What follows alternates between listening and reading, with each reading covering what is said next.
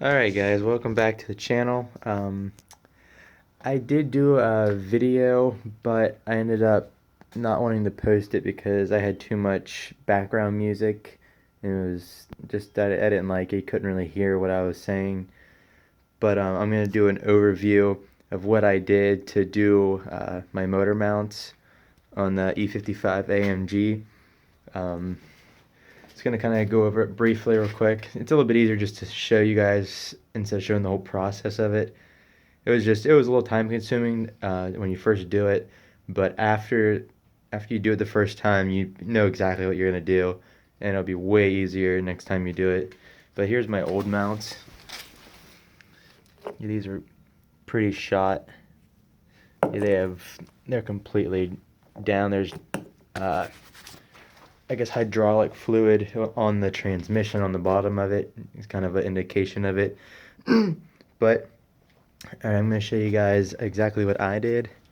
I actually went from the bottom of the car and took the 4 bolts, those 4 right there, off of the steering rack, and it was able to drop it enough, and you can wiggle the driver's side mount out underneath, and then you slide it. You pretty much pull the steering rack down far enough that you can actually drop the mount out and slide it on top of the steering rack and pull it out right here, and it comes out perfectly. If you're on ramps like I was right here, like just like this wheel will pull in, so you have to push it out, and then it'll drop further down the steering rack. But that's the way I did it, and it was perfect. And then the passenger side motor mount literally just fell out by itself. Like there's nothing holding it back. Instead of taking the whole exhaust, the front half of the exhaust down, which I can't really do when you're on the ground this low, so I did it this way.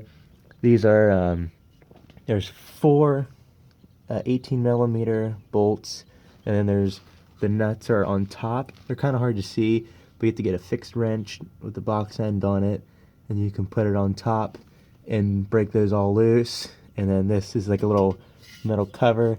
Drop that down, and then your rack just falls off, basically. And then there's a 13 millimeter bottom bolts for the motor mounts, and then there's a 16 millimeter on the top. And also I did that from the bottom as well. Let me try to get down under here real quick, and I'll show you. Yeah, because you can kind of reach when the rack is pulled down. You can kind of reach between up in, and then you can go actually behind the header and reach your other arm up in and hold the box end ratchet onto it, or wrench, and you can kind of guide it so it doesn't keep falling off, because you can't, it's kind of a blind spot right there.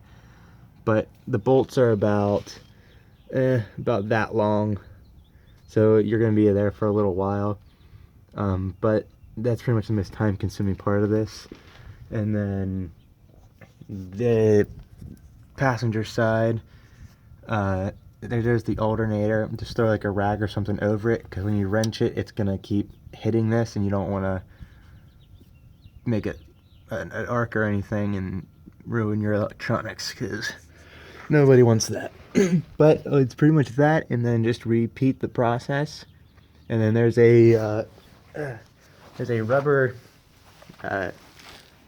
what is it called, like a sleeve that goes over your mounts, and then there's this little nub that lines up to your the bracket. Make sure that's holded up in there, and put the bolts in. That's pretty much it. So that's kind of just my overview of it, real briefly, and hopefully this helps you guys out. I'm not doing the exhaust way, but yeah, if you guys like this video, subscribe, and we'll catch you guys on the next one. There's gonna be some more maintenance videos and upgrades, so stay tuned. Alright, see you guys later.